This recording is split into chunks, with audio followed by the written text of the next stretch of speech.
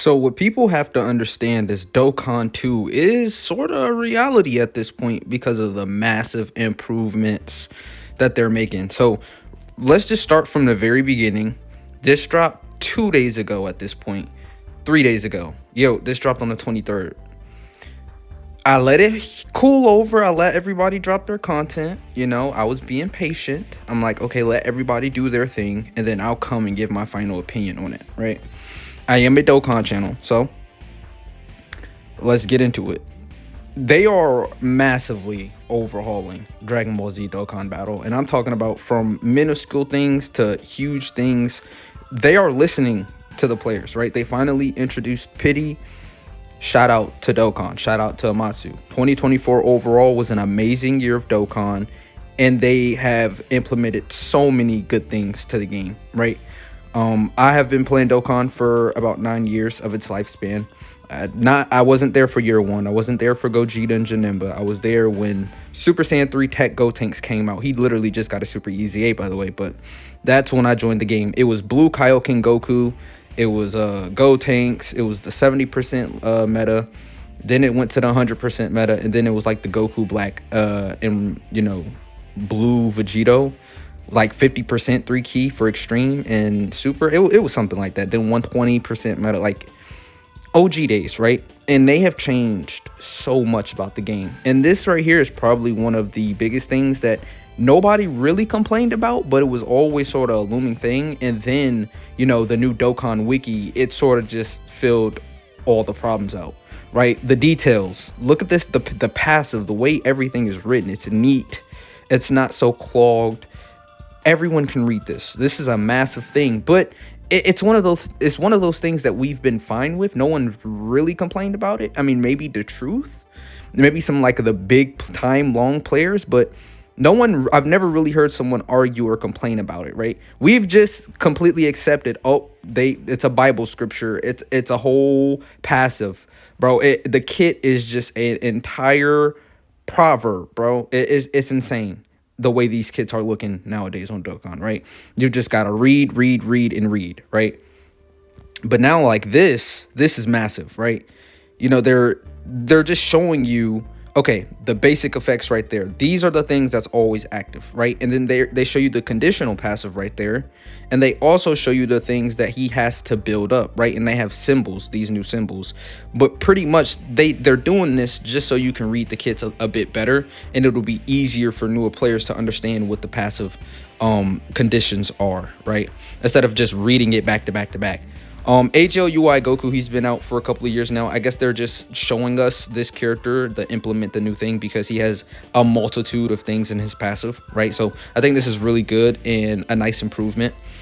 They showed us a lot more than this, though, that are right? activated when the specified conditions are met. A little faster. Let's skip through this. Explain. And This right here. Our users. Look at this. Look at this, y'all. Just take this in. So look at the HP bar.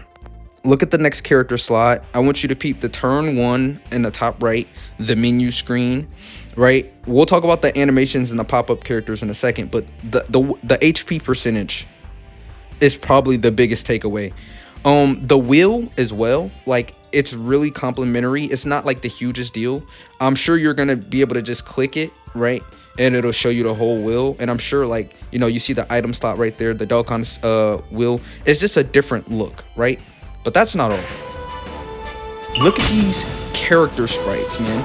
Look at this. Top tier, that's peak, right? I know the health bar looks a little wonky to others, but I like it. I actually like the health bars like this. This looks like a game. It looks like an updated game. It literally feels like a new update, just a remodel of everything, just so everything can look beautiful, so it can actually fit. Look at this. This looks so much clearer, much more HD, right? There was one more thing I did want to see. Yeah, these right here. Oh my God, right? They're finally, just giving us basic attacks. They're rebranding it. They're making it look nice and crispy and good. This is exciting, This is. They also said like they're gonna do character specific strikes, right? So like 10th year anniversary, they're gonna have everything, all the sauce, pretty much.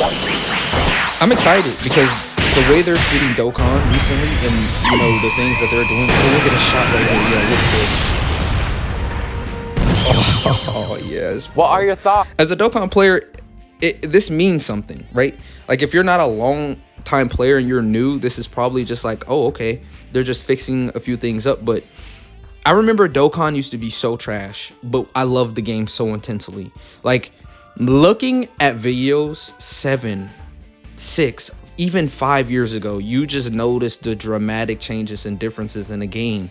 And now they're only moving forward, right? And they're continuing this pattern of trying to perfect Dokkan battle. You just have to love it. Like Amatsu, it seems like sometimes he had a little bit of an off year 2023. He came in at 2024 with a game plan and he executed it amazingly.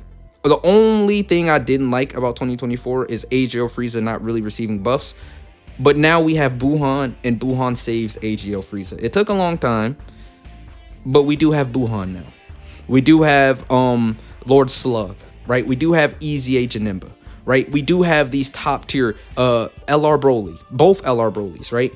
Easy Broly. Like they finally come around and gave us top tier extreme characters, right? So Amatsu is definitely improving. And Amatsu is definitely showing, growth, especially coming from 2023. I mean, holy shit. It's not even the game. It's the passive, the units. Amatsu was just, I don't know what he was on 2023. We're not going to talk about it because I can already see myself getting darker and darker and growing darker by the second of thinking and reminiscing about an old bad time.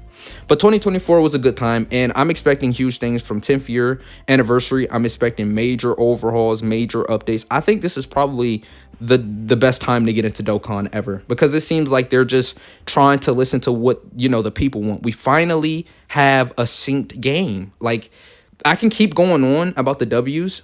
I know a lot of people complained about it. It wasn't really too big of a deal for me because I was a JP and global player, so I didn't care how they handled the synced supposedly sloppy, right? And if you're a JP player, you're already ahead of the curve. The sync is not really benefiting you at all.